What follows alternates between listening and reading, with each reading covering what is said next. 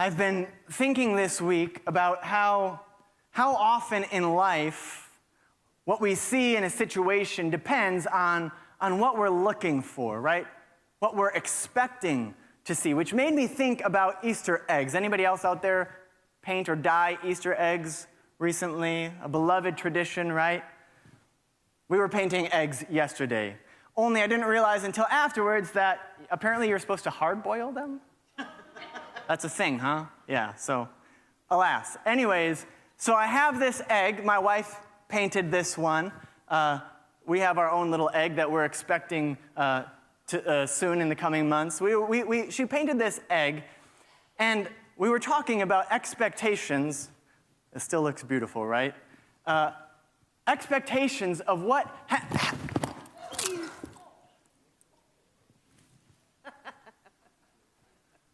Wait a second. Sorry about that.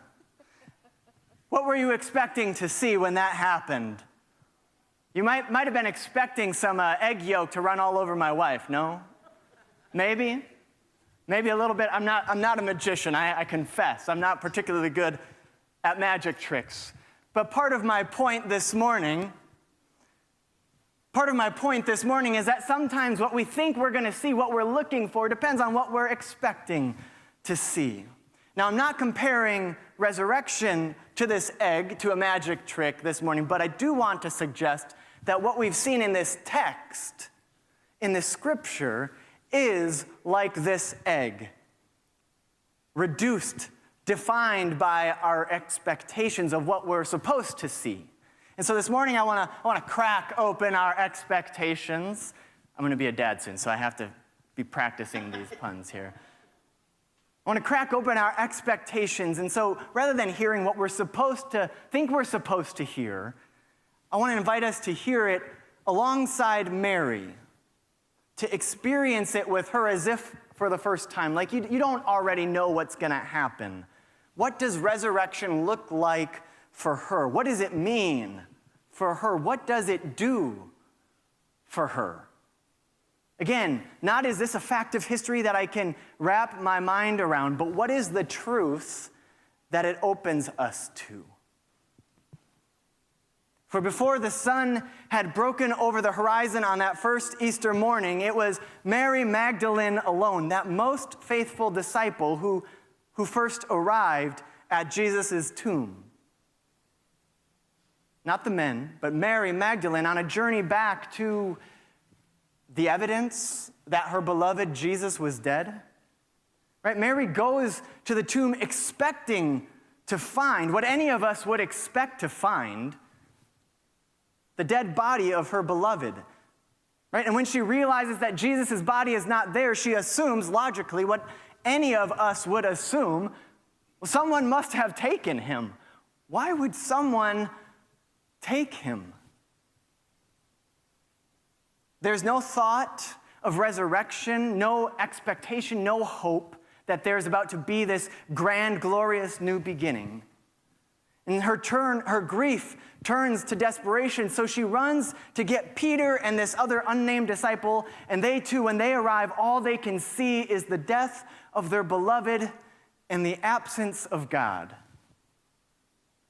And so those two disciples, they stagger away, their heads hung in despair.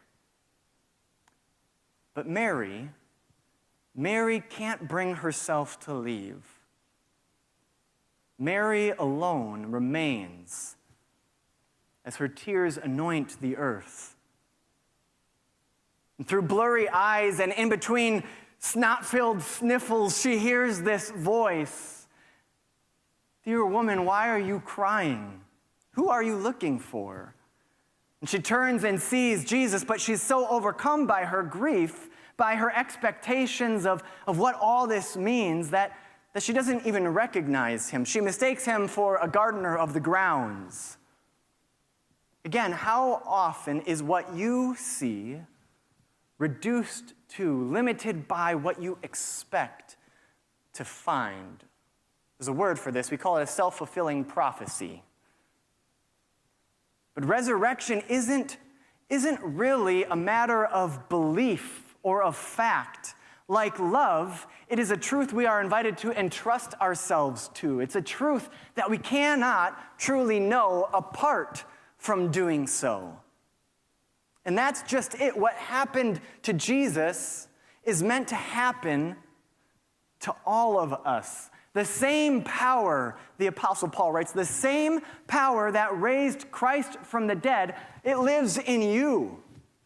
It lives in us. And will give life to your bodies also, he writes. And so this morning, I want to deepen our understanding of what resurrection looks like, what it might look like for us today, what that invitation is, by telling you another story. And it begins, once again, with Mary.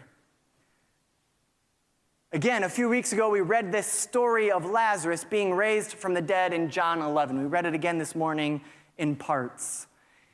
Now, it's long been recognized that this story is intricately connected to, is sort of this foreshadowing of Jesus' resurrection in John 20.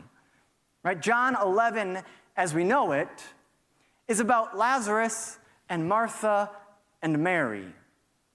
And our minds might immediately think busy Martha in the kitchen and studious Mary who sat at Jesus' feet from that other famous story from the Gospel of Luke. But it turns out that this story in John 11, well, it wasn't always about Mary and Martha. But to explain that, I need to tell you another story about a woman named Elizabeth Schrader. Elizabeth is currently a PhD student at Duke, working on a doctorate in New Testament studies. And some years ago, while living in New York, she found herself walking into a church garden. And she sat down there trying to escape from the city, sat down there for some silence to pray. And as she prayed, she heard a voice. And the voice calling to her said, "Follow Mary Magdalene." Now, as the kind of person who would go on to earn a doctorate, she was a bit caught off guard, a bit startled by this. She's not exactly the kind of person who's prone to hearing voices while sitting in gardens, right?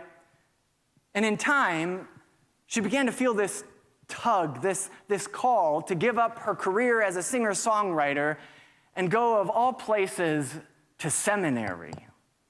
And there she began to study ancient languages, which enabled her to read some of the oldest manuscripts in the Bible.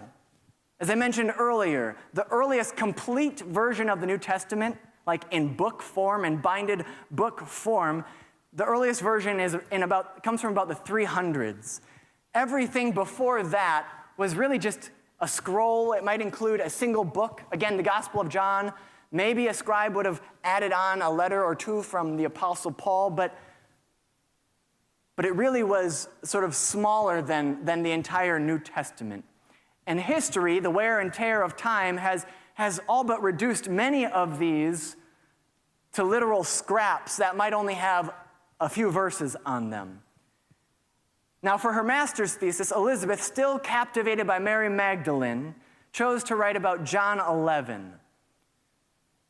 And so she looked at what's called Papyrus 66, which is the oldest, most complete fragment that we have of the entire Gospel of John, copied by hand, of course, because this is pre-printing press era, right, for a church community in the early 200s. Now, Papyrus 66, it's been around for decades, studied primarily by white European men, but when Elizabeth looked at it, she saw it with new eyes. Right, like Mary at the tomb, Elizabeth saw something that all the men had missed, or that many had seen, but because of their expectations, they didn't think it important enough to consider it any further. Reading this ancient Greek text, Elizabeth noticed that it says, "Now a certain man was ill, Lazarus of Bethany, the village of Mary, and his sister, Mary." Now, Elizabeth, knowing what the Bible currently says, was confused, right? That's not what the English translation says if you pick it up in your pewbacks, right? It says, now a certain man was ill, Lazarus of Bethany, the village of Mary and her sister Martha. But this text, the oldest hand-copied Greek text in the world, doesn't say that. Stay with me if you can.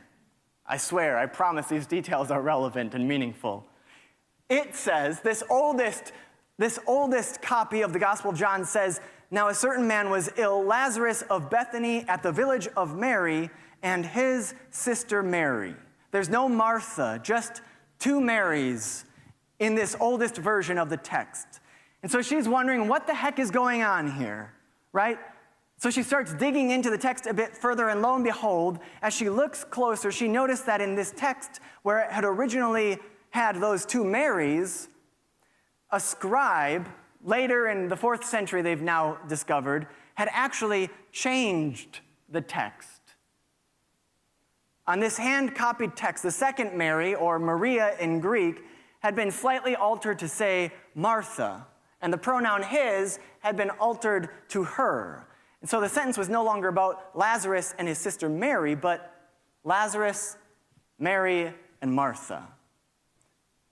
Now, admittedly, the original text is somewhat confusing. It's not a particularly well-written sentence, in that it writes Mary multiple times, except that what this original version seems to be trying to do by repeating Mary is to emphasize her role. It's a literary technique, right? Like saying, pay attention to this character, Mary. Bethany is Mary's village. Mary, who was also Lazarus' sister. And so at some point in the 4th century, a scribe changed this oldest text that we have of the Gospel of John to read Mary and her sister Martha, splitting Mary into two people, along with it, her significance. And as Elizabeth looked through the rest of the manuscript of John 11 and 12, she realized that at every single place where we now read Martha, this oldest or most original copy had been edited from saying what it originally said, which was just Mary. And so a scripture that, as I'll show you in a minute, is meant to be primarily about Jesus and Mary, where Lazarus and his resurrection is not actually the primary focus, well, it now becomes a distracted and diluted text. This 4th century scribe, tasked with making copies of the Gospel of John so that it could be sent out to other churches, other Christian communities, so that it could influence and shape their faith and their lives, well, he must have decided that this sentence was just too odd, too confusing, it's grammar poor, and so he went in there to fix it, on the assumption that this text must be talking about Mary and Martha from the Gospel of Luke, on the assumption that this is what we were supposed to be seeing all along. And he fixed it so darn good that the rest of the scribes would end up following suit and mirroring his change. And we've been telling this story wrong ever since. Elizabeth's work has now been reviewed by the committee in Germany that is tasked with making sure that the Bibles that we have in English or in any other language around the world, making sure that they are the closest and most precise Bibles that we can get to those original manuscripts, those original words. Right? They review each translation before it can become official. They invited Elizabeth to Germany, and after listening to her present her research and discussing her findings, after looking at all the evidence she had compiled, they said, looks like we might just need to change something here. Which is to say, they are considering officially changing what our Bibles say in these verses for the first time in 1,700 years. If I haven't put you to sleep yet, you might be wondering, okay, this is a nice, nerdy, rabbit trail, but what's your point, Pastor?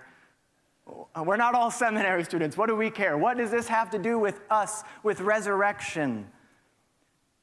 Well, it means that Jesus and Mary, not Martha, are having a back and forth exchange in John 11 about death and a resurrection. And in the course of this exchange, Jesus says to Mary, not Martha, "Those who trust in me, even though they die, will live.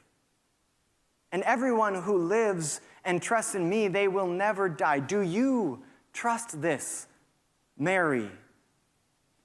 In response to which, John records Mary as offering the most important proclamation of who Jesus is in the entire gospel.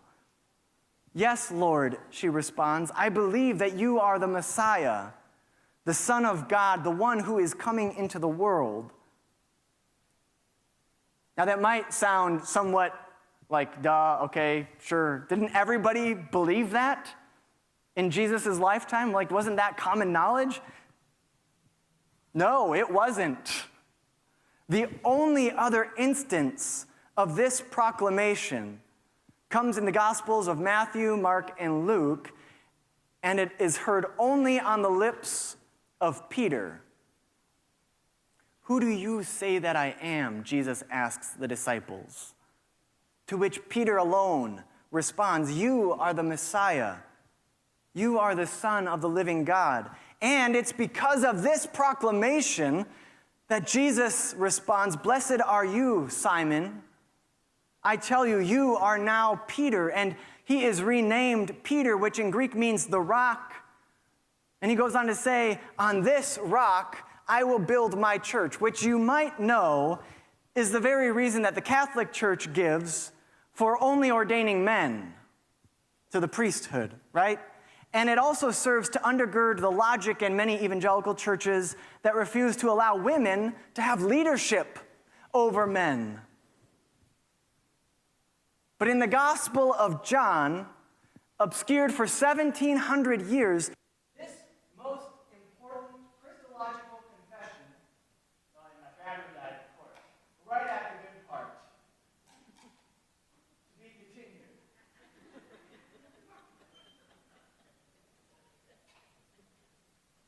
You can't plan this stuff, you know?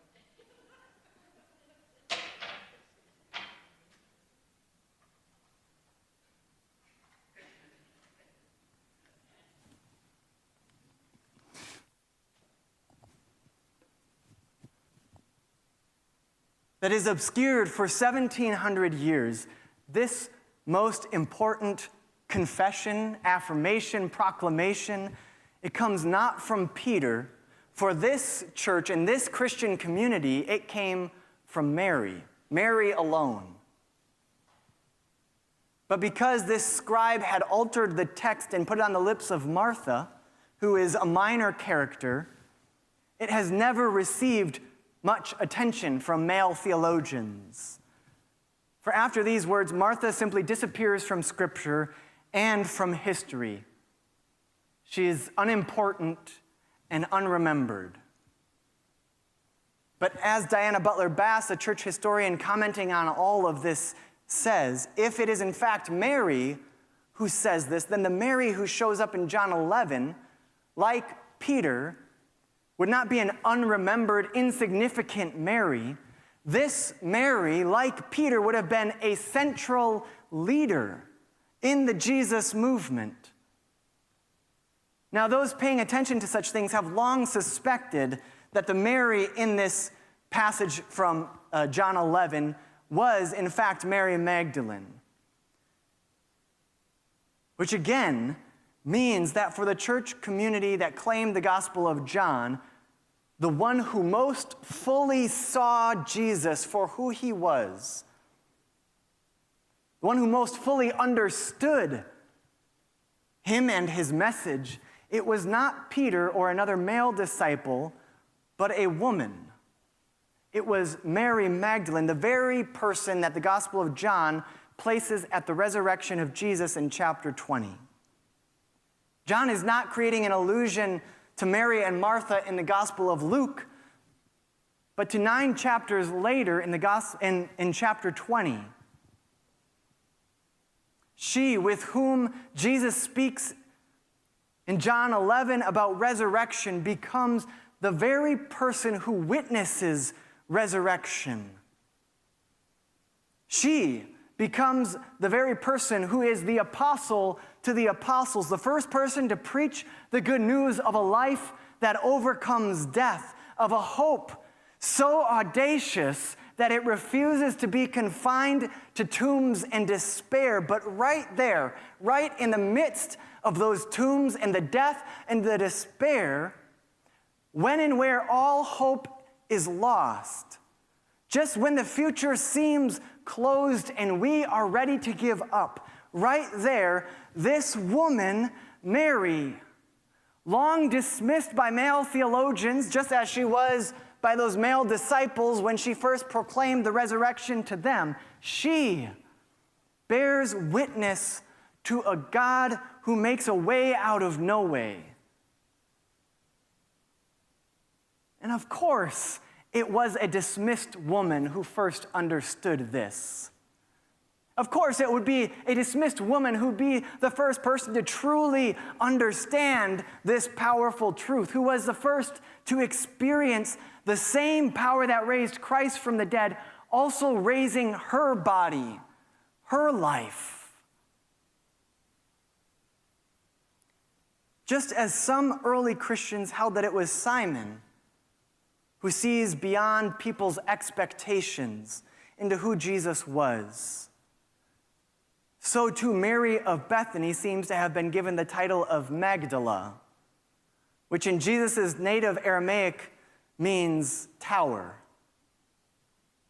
Mary the Magdalene, Peter the rock, Mary the tower, shining bright, a beacon of hope and life, pointing us to the God who raises us to new life. 2,000 years ago, there was a church that affirmed Mary, not a man, as the most important seer of God. Seen together, these two stories proclaim a world-altering message of new life, not only for individuals, but of history itself that is broken open to radically new possibilities. I mean, imagine how the history of the world might have been different if women had played a central role in its unfolding. If women had been allowed to preach into positions of authority, if their voices had been listened to for 2,000 years, imagine how conversations and decisions about war, about governance, about a community's well-being, how it all might have looked and ended differently if those most connected to the dismissed and the vulnerable had a voice around the table that was listened to. Imagine not only how many girls' lives could have looked differently, but how differently our world as a result might look today. Imagine the world-altering, life-giving resurrection possibilities that might yet open to us amidst all the places of death and dehumanization and despair if we, like Mary, have hearts that are open to seeing the unexpected. Friends, that is the invitation. May it be so for the raising up of our human bodies, for the raising up of all the world.